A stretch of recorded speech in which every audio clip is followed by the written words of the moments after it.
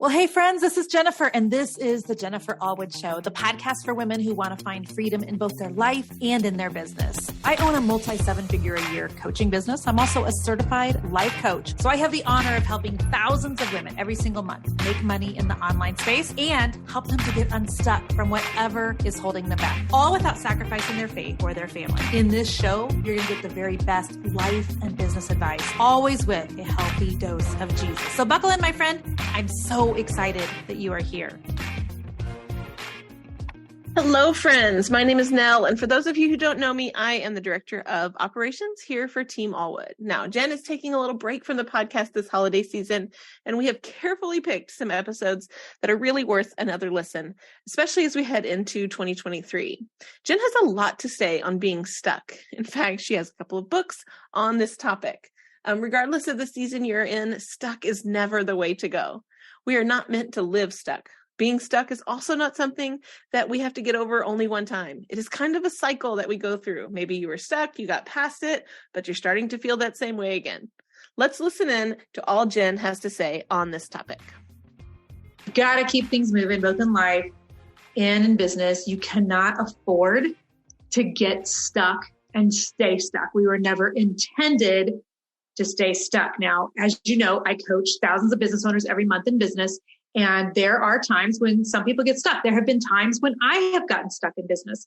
And it's tempting during those times to just kind of stay there. And we start telling ourselves stories about why we're stuck and why we're never going to get out of it. And then, you're not just stuck. Then you're like permanently implanted in that place, and there's zero growth. And a lot of times those are the businesses that end up, closing down, going under, et cetera. And I don't want that to happen to you. And I don't want you to be stuck in life too. And I just wanted to share with you a visual that the Lord gave me a couple of weeks ago when I was out for a walk. So here's kind of the context. So as you probably know, if you listen to my podcast, my husband was in a biking accident on Father's Day. And so I was trying real hard because I'm going to be turning 50 soon. As I record this right now, it is about 8 days away from my 50th birthday. So I am 49 and 11/12. I am way more than that. I'm like 49 and I don't know what I am, 21, 29ths or something like that. Don't make me do the math there. So last year was hard for me emotionally. I'm sure it was hard for a lot of you too. And I tend to be an emotional eater. So last year when the pandemic happened and my book tour for Fear's Not the Boss of You didn't happen, and my conference didn't happen, and my hair was falling out, I was like, you know what? I'll just eat fettuccine Alfredo and raw chocolate chip cookie dough to the glory of God. So I literally, gained 20 some pounds in about 10 minutes flat, and have been working since the first of this year to take it off. So I'm down like 24 pounds. I'm feeling great. I've, gotten back into a groove, and maybe like me, you understand, and you maybe have the type of personality where it's like you're all in or you're all out, right? So for me, when I get off of the exercise and eating well wagon, like I'm way off, I am off the rails. And when I'm in, I'm locked and loaded, watch me work, watch me nay. So I've been locked and loaded, since spring for sure, and just been very disciplined and diligent in my working out. Walking, not for exercise, but walking for just making sure that I stay calm, cool, and collected, keeping my blood pressure down. It's good for me. But then really doing a lot of strength training. Okay, so that's the context, right? So Jason gets in this accident. It throws our whole life into just a tailspin. So the working out is, on hold. And so a week or so ago, I'm like, okay, we have the hospital bed is now gone out of our house. He's into physical therapy. He's moving much better. Yes, still in a lot of pain, but I'm seeing glimpses of my husband back, and we're going to make it, right? He's going to make it. I'm going to make it. We're all going to make it. Anywho, so here's what happened. So a week or so ago, I'm like, I've got to get out and just take the dogs for a walk and just clear my mind. Kids, watch your dad. Make sure he doesn't try anything crazy on the stairs, and I'm going for a walk. So we live in a golf community. Jason and I are both golfers. So I don't actively golf anymore, but I used to. And so I was walking around the golf course, and I was taking a shortcut through the golf course from home because the dogs were overheating. And I was like, gosh, I didn't even plan on walking this far. And so I was walking through the golf course on this little bridge that goes over this creek area. Now listen, if you're watching me right now on YouTube, which I hope that maybe you are, I had a picture and I can't find it on my phone and I'm so mad, but you may have seen on my Facebook the other day that I have 20,000 photos on my phone. I'm embarrassed. Actually, I'm embarrassed. And so I can't find it in the 20,000 photos, but a lot of times when I'm walking, friends, God will like point out things to me. He uses exercise / nature to teach me a lot of lessons. So I'm walking. I've got the dogs. The dogs are actually walking me. They're pulling me. We were headed to this water station because they were like overheated. And we go over this little bridge and there's a pond on the golf course with like a little creek, right? Well, there was a log in the middle of the pond where the creek, like kind of at the opening of the creek, and water was not running to the creek. It had gotten stagnant. So it was just all sitting. And when you looked at the pond and the creek both, like there was no movement in the water. And there was moss, there was algae, there was, there's sticks just with like trash, piling up around them. And we live in a beautiful community. It's a beautiful pond, but that part of it looked gross that day. And it's just because there was no movement. And I stood there for a second and the Lord said to me, this is so often to what happens to people in life, in a business. They get stuck and things get stagnant. And I took a picture of it just so that I could show the women in my coaching group. But I wanted to share that with you today because some of you right now are stuck. You have been either stuck in life or you've been stuck in business for a hot minute and you don't know how to get yourself out. And what I want to tell you is that God never designed for us to stay stuck. We are supposed to be creatures in motion, physical motion, emotional motion, all sorts of motion. And so what happens is when we get stuck, things build up around it, right? It gets then harder to get unstuck. Things start to smell. They start to stink. They start to build up. It starts to get gross. And the longer you stay stuck and not move at all, I think the harder it is to get unstuck from that. So I wanted to encourage someone today.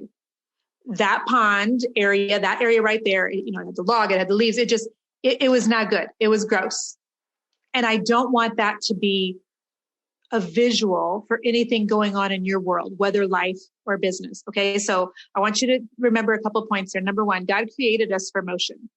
I love that analogy that we're designed to be, living, moving, breathing, in motion people. Okay.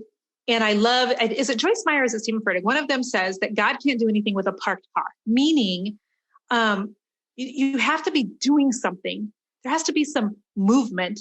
Faith without works means movement, is required in order for God to be like, hey girl, let me just kind of push you in this direction. I know you're headed here, but I'm going to it's not quite what I was wanting. So I'm going to kind of press you in this direction, or I'm going to bless this and you're going to have favor here. But we've got to actually be doing, the Bible says that when we get to heaven, we want to hear the words, well done, good and faithful servant, right? So it's not well-intentioned or well, I wanted to, but I was stuck. It's well done, which means there has to be some doing. Doing is moving. Okay. And just so you know, this does not mean that we should not ever be resting, because resting is actually warfare. Resting is actually holy. Even rest is actually doing something. It's making a conscious decision to do something. Even our faith is either always moving forward or it's moving backwards. It doesn't stay stagnant. We are either growing in our faith or we're backsliding. We just are. And so staying stuck is never God's best design for us. There has to be motion. Things that are stagnant, they die. They tend to die. They just do. When there is no movement, there is no even just one way or the other. Things can't stay alive like that for long. Even in the Bible, there was a part where it talks about David encouraging himself, where there's other parts of the Bible that, or other versions where it talks about him stirring his own self up, meaning that if you are stuck and you have found that you've gotten stuck on something in business, or you got it to a certain point and then you can't build it anymore, or you had all these plans on how to grow it, and then you've decided all of a sudden that, you're just not sure what to do next, or what have you. You're going to need to spur yourself up. You're going to need to work yourself up to get you out of that position. And picture that log like in the pond with all the crap like building up around it. That log is not alive. If it was, it would need to be throwing some elbows to stir itself up, to work itself up, to get out of that lifeless, motionless, stuck place that it's in. And you're going to have to do that too. Couple of thoughts for you. Baby steps. If you feel like, okay, I've been stuck here for a hot minute. I need to keep going, but I just don't know how. Okay, maybe instead of looking 5 years down the road, or 5 months down the road, or 5 days down the road, can you look 5 minutes? What can you do right now? What's just this little step that you could take? Could you make a phone call? Could you send an email? Could you finally post something on social media? What could you do to just kind of get back on the horse a little bit, just to kind of get some things working, to get some things stirring up? After Jason had his hip surgery, if you've ever had surgery, you'll know that there's things that can happen to the intestines, the bowels, and all of those things after surgery, right? So they encourage movement just to get things working and get things moving. Because even like internally in your body, they can't stay still. It will result in lots of tummy aches and other issues. So there has to be some movement, some motion, some things happening. So baby step, what could you do today? What could you do for a baby step today? Somebody tell me in my DMs. I want to know. Could it just be the next right thing? What's like the next right thing? See, sometimes we stay stuck because we're looking so far ahead. We're thinking of all the things that we don't know and how far we actually need to go and how ashamed we are that we've stayed stuck. And then we just end up staying there longer and things are dying off more. And so can you look 5 minutes? Can you look baby step in front of you? Number one. And number two, what's that next right thing to do? And then that next right thing, because motion creates more motion. It's almost like when we had babies. Do you remember how the sleep experts back, when I was having babies back in the early 2000s, told you like sleep promotes sleep, right? Well, motion promotes motion. So baby steps will promote like other steps. So just do the next right thing and the next right thing, and work on renewing your mind, friends. Renewing your mind. I know for me, sometimes when I feel stuck, there's times when I'm miserable, but I almost enjoy my misery. Am I the only one? And I'll tell myself a story around it. And sometimes I prefer to sit there and sulk than I do to get up and go. Ooh, that was tweetable. Nothing I'm proud of, but I'm also just honest enough at 49 and 11/12 that some of you know exactly what I'm talking about. So there has to be a constant renewing of our mind. The Bible says that we're to do that daily. How do you renew your mind? What does that look like? Well, watch what you're thinking about first thing in the morning. Turn on some worship music for the love. I mean, worship music is warfare. It changes atmospheres. It changes your perception and perspective on things. So do that. Change the environment that you're in. Get out, take a walk, go somewhere, take a vacation, take a drive through the country, do something you've never done before, but spur your own self on somehow. Encourage your own self somehow, because you were not ever meant to stay where you're at. You were designed to be growing, to be in motion, to have life, and for things to be moving. So if you've been stuck for way too long, I hope that this was a blessing to you today. Would you do me a favor? Would you just send me a DM on Instagram or do a screenshot of this podcast and share it and encourage your friends to listen to it? That would bless me immensely. Thank you so much for being here. I look forward to it every single week. God can't do anything with a parked car. That was my favorite quote from that episode, and I hope that you got some really great nuggets from that episode as well. I hope it was a little motivation that maybe you have been needing if you have been feeling stuck. Thank you guys, and have a great day. Friend, thank you so much for listening to the podcast again this week. I'm so honored that you come back for every episode and that you share the Jennifer Allwood Show with your friends and family. Every time I see you guys post about it on Instagram or Facebook or something, it just makes me do a little happy. So thank you. Make sure that you subscribe to the podcast if you never want to miss an episode. So you can go to Apple Podcasts or Stitcher or Spotify or any of the other podcasting places, and subscribe each week so that every week you get the new episode when it releases. So just know that I love bringing you relevant content. I love bringing you great guests.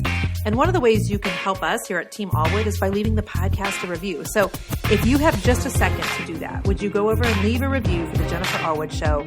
Thank you again. You're amazing. I'm honored to be here. Until next week. Bye-bye.